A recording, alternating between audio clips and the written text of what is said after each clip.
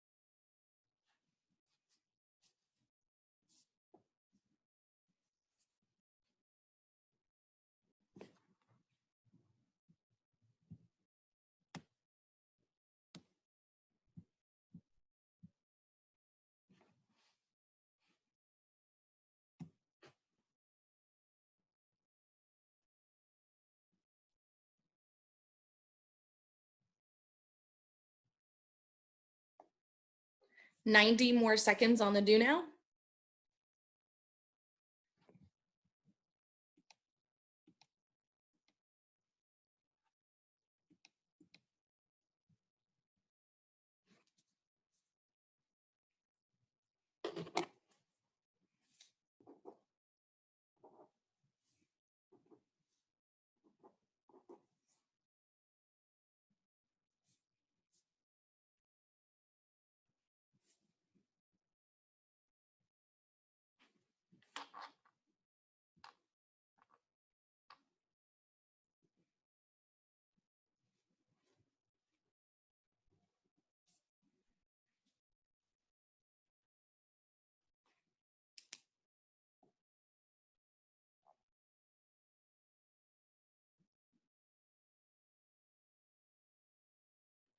"30 seconds. Make sure you're brainstorming as much outside evidence as you can.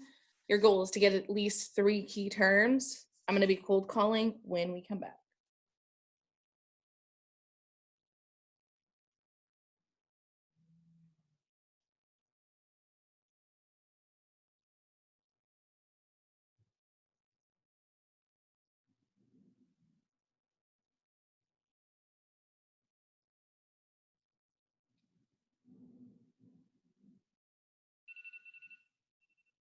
Great, go ahead and finish up. We're going to come back together.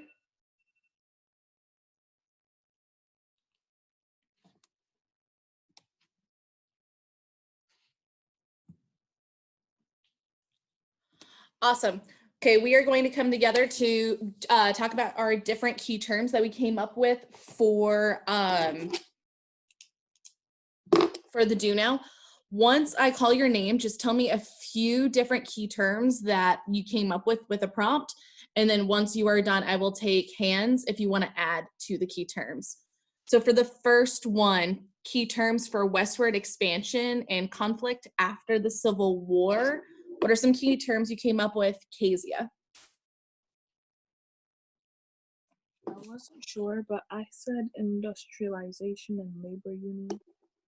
Oh, those are good. It's a different type of conflict, but it's definitely a conflict. Great, and I will now take hands. What are some other key terms? Isis. I said Homestead Act. Homestead. Dwayne. So the Indian Removal Act. Okay, that's a good context for this. Erica. Cotton gin. Sorry, what was that? Cotton gin. Engine. Okay, so these are some good context. I want to go off of what Dwayne just said with the because remember we're looking after the Civil War, so go off of what Dwayne is pointing out with the Indian Removal Act. Nazaya. Could you say the Dawes Act? Ooh, the Dawes Act is beautiful. And the Transcontinental Railroad, or no? Absolutely, because that has to go with expand. I have to be able to spell it correctly though. Railroad. Great. And Nyasia. The Indian Wars. Indian Wars. Beautiful. Okay. Let's go ahead and go to the closing of the frontier stopped domestic expansion but led to a wave of imperialism. What are some key terms you came up with, Yamani? I said Chinese exclusion. Beautiful. Did you come up with any other terms? Spanish American War. Beautiful. Spanish American War. Great. What are some other key terms we can add to this? I'll take hands, Nyasia. Hawaii. Anybody else have any other key terms that they would like to add to this one? Erica and then Dwayne.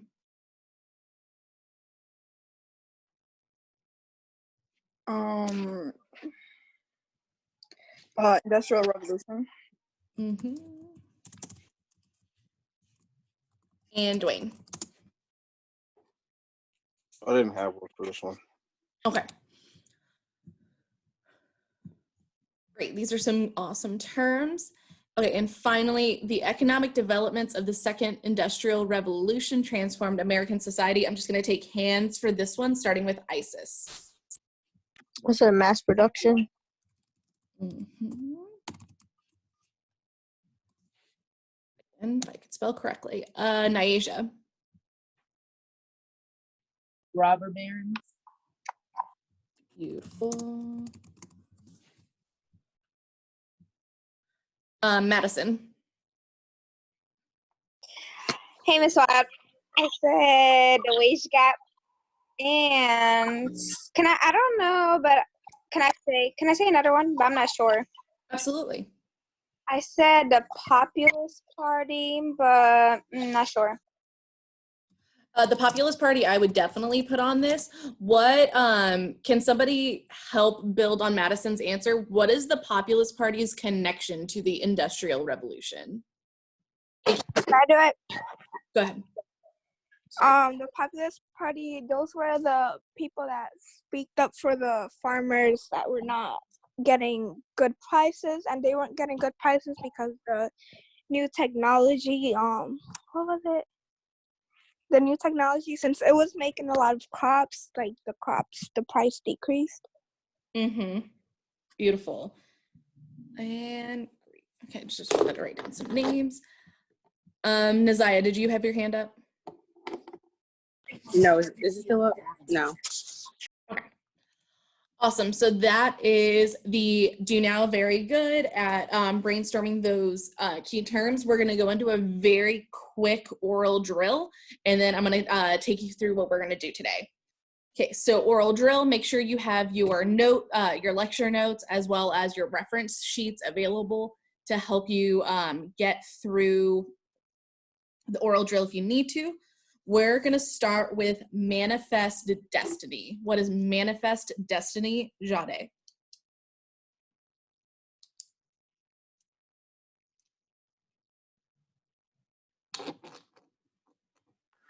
Can you give me a second? So I can look?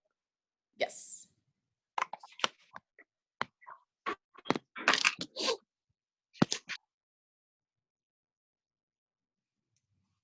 Okay, while Jade is checking her resources, make sure all of you have your resources available for the rest of the oral drill.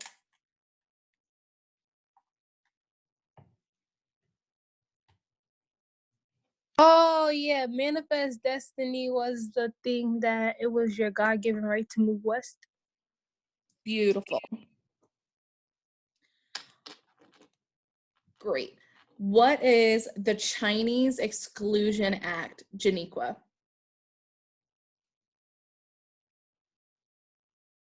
It was the first time in U.S. History that the United States stopped allowing a certain race to migrate to migrate, and it was the Chinese people. Beautiful. Who are the old immigrants? The old immigrants, Aaron.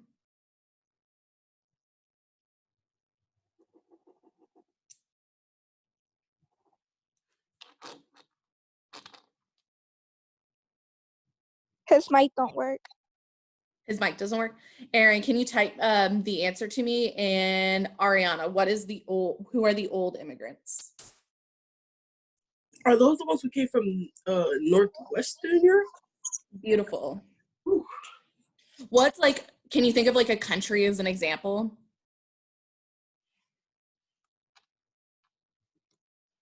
From the old? Yeah, like who are the old immigrant? Like where, like, do you know what countries they're from? Oh, geez. You were right. You have the area right. I'm just curious if you can push and name some countries. Not quite sure. Okay. Erica, what are some of the countries? England, Germany, Ireland. Beautiful. Oh, Italy is southeastern. Speaking of, Ariana, I have you listed on this one. Do you know who the new immigrants are?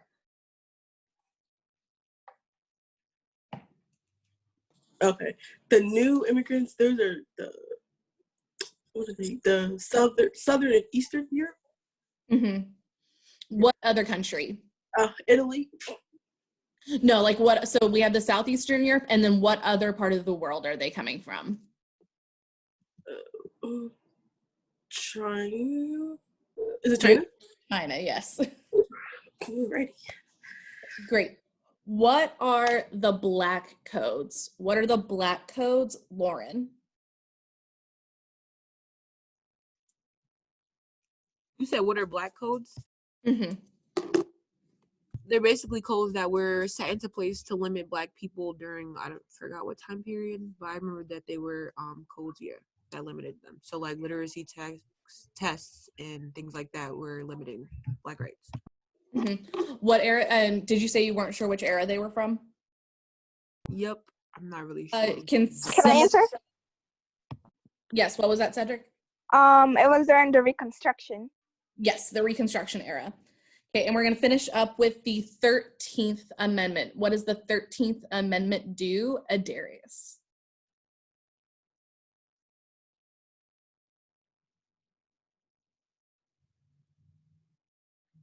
Trying to look quick.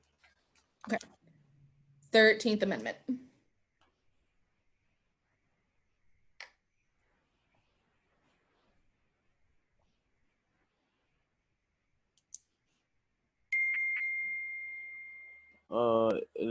The 13th Amendment, it said it freed slaves.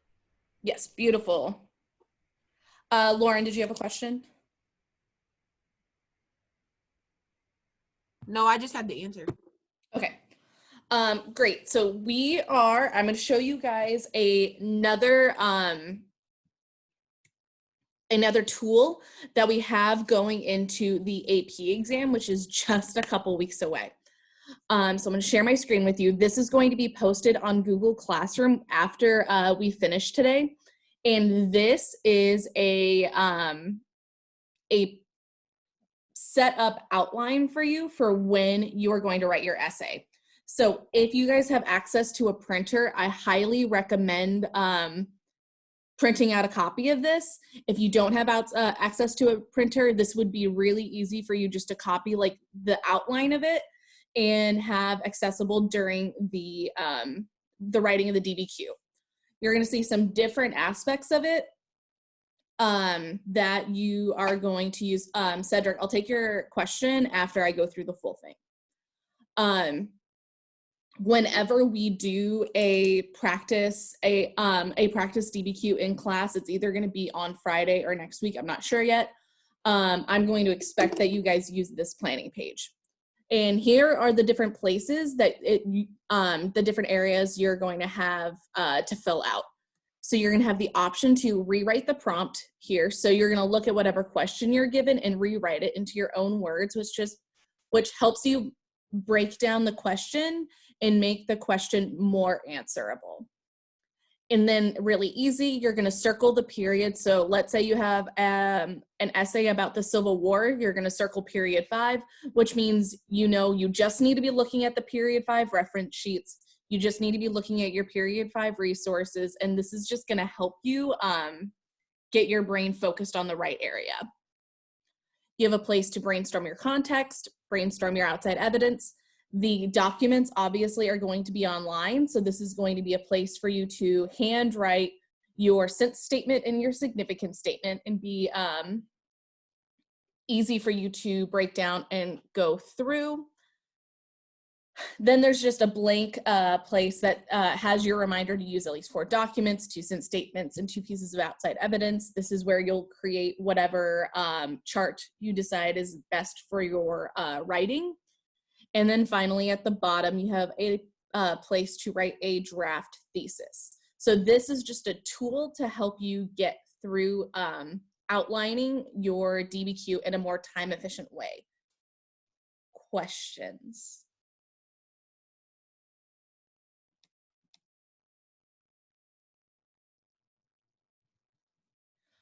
Okay, so the big reason, Madison, I like your question. For the AP exam, you are not like College Board is not looking at your planning page, but I am. So this is something I'm going to ask you guys to submit after you complete the AP exam. So you're gonna go on College Board, do all that, and then you're gonna go on Google Classroom and post this for me. So I am going to give you a class grade based on the planning page. But again, make sure you are only spending 10 or so minutes on the annotations and the planning. If you spend 10 to 15 minutes annotating and planning, this is misspelled. There we go. Sorry. Spend 15 minutes planning. You'll have 30 minutes to write your essay, and 30 minutes is a good amount to write your DBQ. Just like I said, these planning pages aren't going to be as thorough as maybe some of the ones that we've done in the past because of time, but genuinely planning helps you get stuff done a lot faster. So like for your document 1, you might just put POV and that's it. Like you might just put POV and then say like, he's a Democrat, so he's pro-slavery. Like it doesn't have to be super formal and thought out. It's just to help you when you are writing your essay. Yes, Lauren.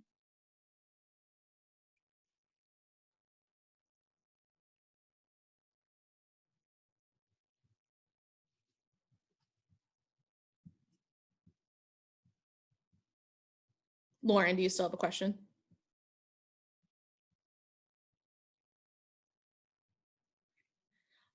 Does anybody else have any questions? It was mostly just about this annotated like planning page. I was asking, if I wasn't gonna be able to access it, would you be able to like send it via mail or? That's why I'm saying if you guys don't have access to print it, just like copy this into your notebook and have it ready. Okay. So it would be like, I don't have paper near me. What I'll do is I'll post this on Google Classroom, and I'll also like do a handwritten version where I can show you like how I would have this set up. So like instead of writing circle the period, you would just leave a place in your hard, like in your paper saying like so and so. Okay. Any other questions? Cedric. It's not really about this, but what's due for today's class? Okay. Let me wait until we are done with this and then I will go over that. Any questions about this? Great. So the reason why, 1 second. So the reason why I went over that is because we are going to use that planning template as a way to practice. So we are going to do 3 of these based off of the prompt. Again, we're only spending about 5 minutes. You don't have documents to read. So I have the question, evaluate the extent to which the Civil War fostered change in the United States economy from this period. And we're going to work together through, I'm going to model the first one. You guys are going to do the second one independently. And then I'm going to be grading the last one. So now I'm going to show you how we're going to use this this new planning page. So these planning pages are going to, are going to be what is due at the end of class.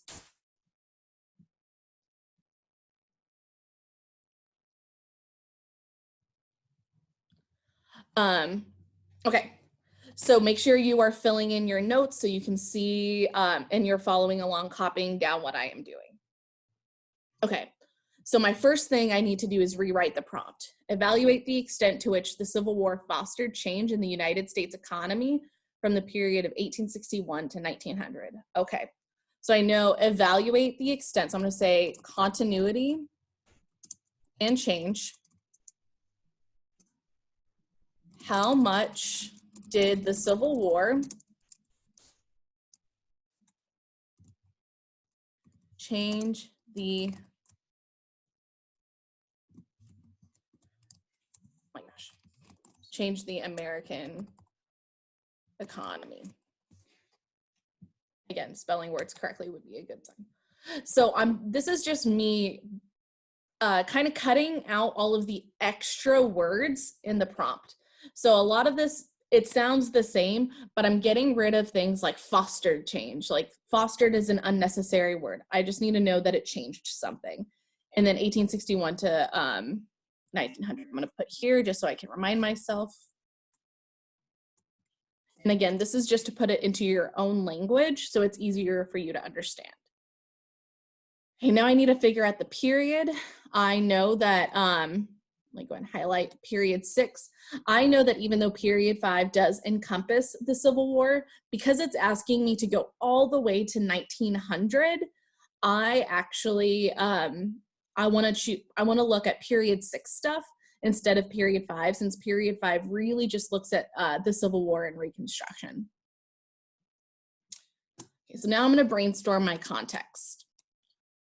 So for context points, obviously, 1861, and they're talking about economy. I'm gonna think about how slavery influenced the American economy for contextualization. So I'm going to say slavery, the Cotton Kingdom, I'm going to think about the first industrial revolution, the market revolution, which happened in the 1830s and 1840s. Notice that all of my context key points aren't just things that happened before this, but they're things that are directly related to this economy prompt. I'm also going to put in the Mexican Cession, which is about expanding cotton into new territories in this time period. Great. So now let me look at think about my outside evidence. Okay, so for outside evidence related to the American economy, obviously I want to think of, let me unbold this. I want to think of the Industrial Revolution. Things like the wage gap coming up. The new immigrants coming in to be a workforce because the United States can no longer rely on slavery. The exodusters, which are, remember, former slaves that are coming into the northern cities to get these new city jobs. Mass production, which is making all of these new economies really big. And I guess robber barons, they're the ones that are in charge of all this.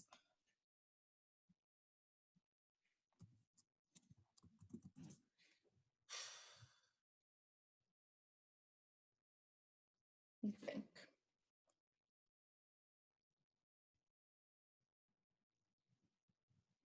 And I'll put the Transcontinental Railroad because that is where the Chinese immigrants are working.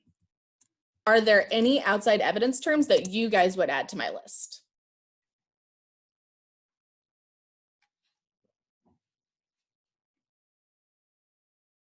Great.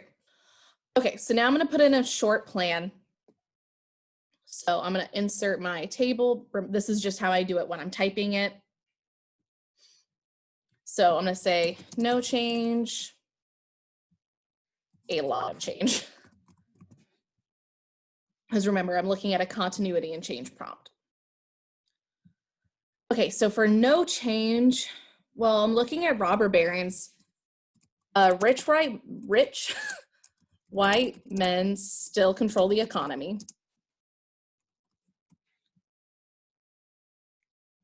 And that's kind of the only thing that's staying the same if we look at all of these other things. Yes, Isis. How did you insert that table? Okay, so you click insert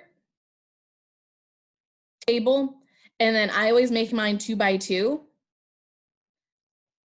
So you would insert 1 2 by 2, and then here where you have this little cursor where it's like 2 arrows, this is how I make my bottom box bigger.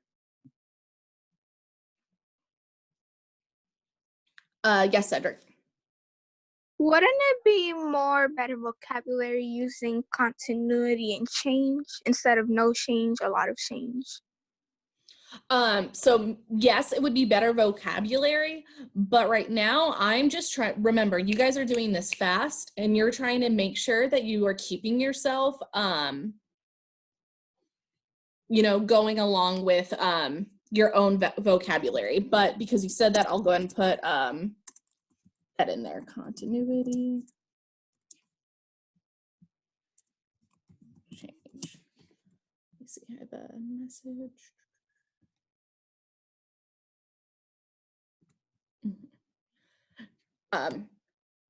Okay, so now looking at my, where I'm saying that there is a great amount of change, that's a lot of this stuff. So when I look at a lot of change, I'm gonna say new immigrants are the new labor force, freed African Americans are joining industrial jobs.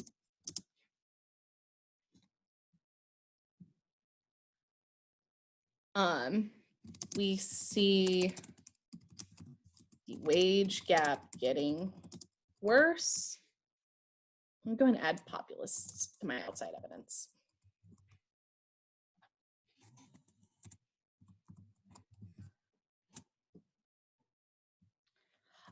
Child labor is being used now.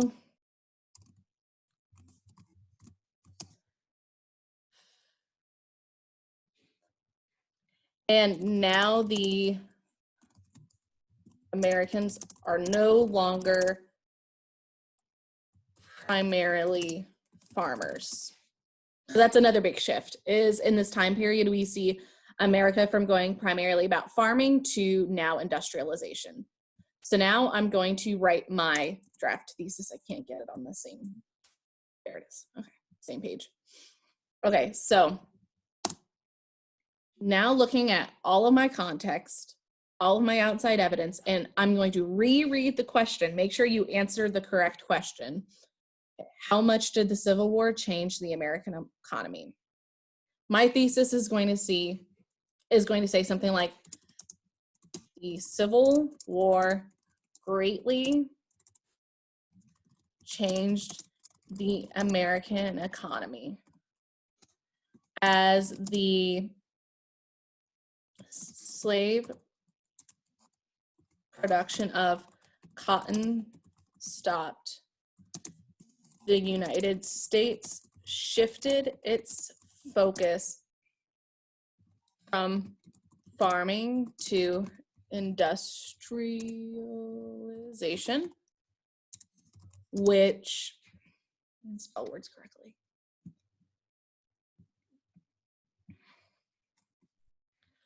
The United States shifted its focus from farming to industrialization, which greatly increased, wait. Sorry. Which used new labor systems. And I'm looking and I'm trying to remember, your thesis needs to establish a line of reasoning. So I can see that I'm definitely going to have a paragraph on new labor systems with new immigrants, exodusters, and child labor. And then also my other paragraph is probably going to be on this new industrial type of economy, focusing on things like the wage gap and things like mass production. So, which use new labor systems and pushed forward an economy which relied on industrialization instead of farming. And remember, wait, I already said that. So this is why you write a draft thesis, because it's going to probably look different than your final thesis, because you're going to get the chance to reread it and redo it. So as the sleeve.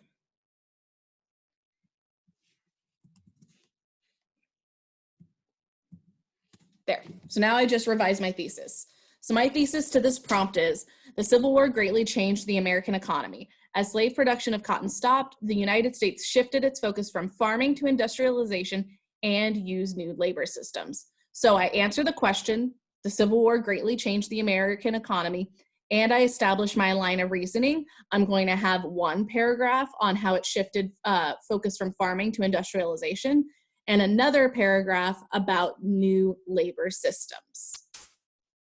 Okay, so now using that new planning page technique, and now that I've modeled it, do we have any questions about this? This way of going about planning your thesis, your essay.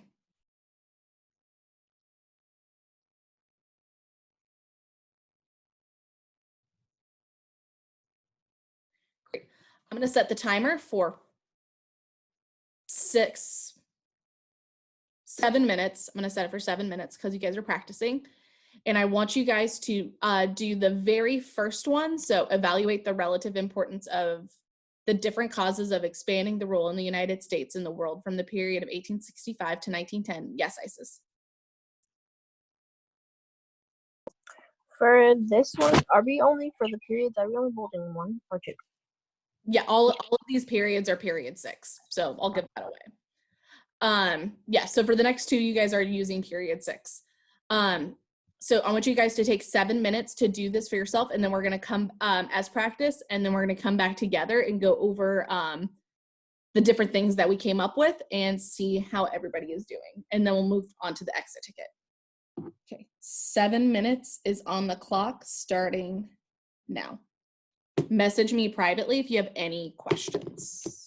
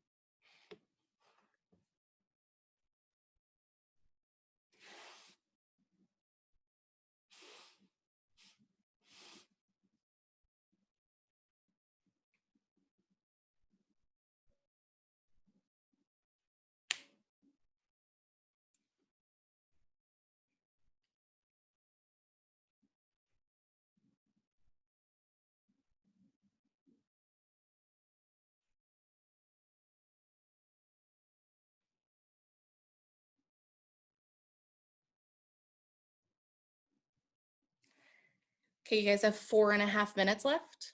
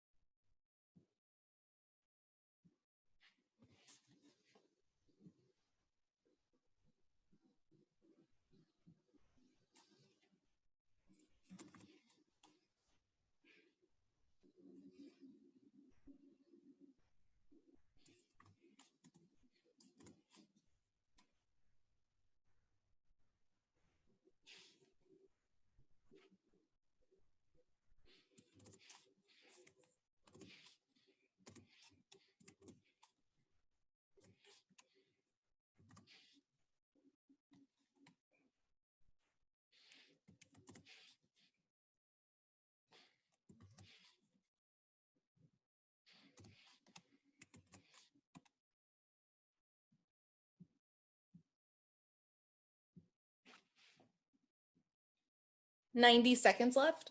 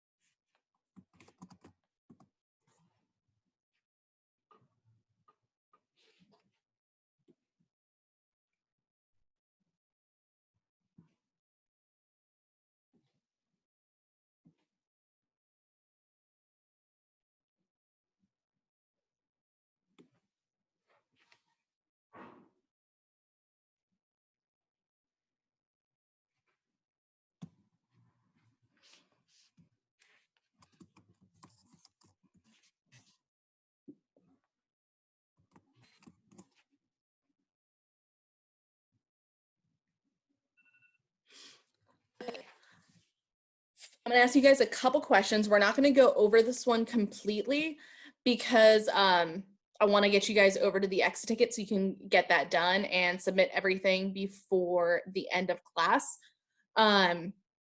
First, please raise your hand if you were able to do the full plan in 7 minutes.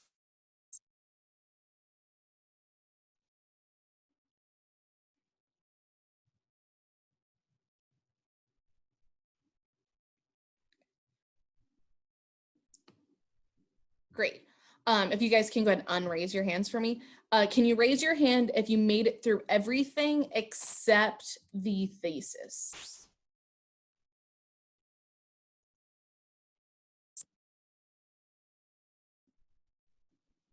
Great. You guys can go ahead and lower your hands. I'm just trying to get an idea of pacing going forward. The reason why I have today's lesson structured like this and Thursday's lesson is going to be basically the same as this, just with period 7, is because I want you guys to get really fast at filling out planning pages with this template, because it's going to be practice makes perfect. The more you do it, the faster you get at it. We're going to go ahead and transition. Go ahead and move on to your exit ticket. As soon as you complete your exit ticket and submit your classwork, you are free to go. If you have any questions, privately message me and I will get back to you. So once you have all of today's classwork submitted, you may go ahead and exit the Zoom.